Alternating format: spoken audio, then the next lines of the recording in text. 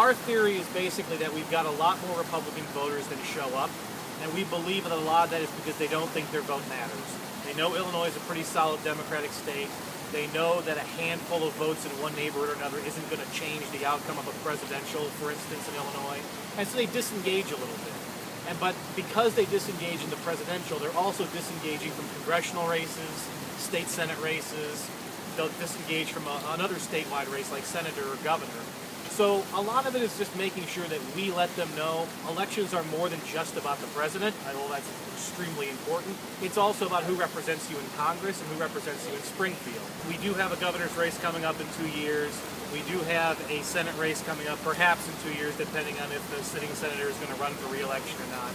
And we know that Chicago is critical to get some extra Republicans to turn out in the city, where they're often kind of disillusioned. It's easy to stay home, to think your vote doesn't matter.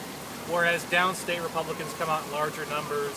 They typically compete well in the suburbs. So we see it as our duty to make sure that all the registered Republicans in the city come out and vote, and those numbers may make up the difference that they're missing in the suburbs or downstate. Win or lose, we're pretty much looking at 2014 the next day. We have a governor's race the Republican primary will start almost the next day after the presidential is over. We're not sure all the candidates who are going to run yet, but we think some familiar names will be trying to get the spot. Bill Brady ran last time. State Treasurer Dan Rutherford has been, kind of poking around the state. We suspect he'll probably run.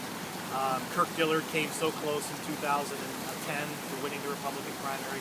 So our attention is going to immediately turn to that, and we expect to hear shortly after the election whether Dick Durbin will run for another term.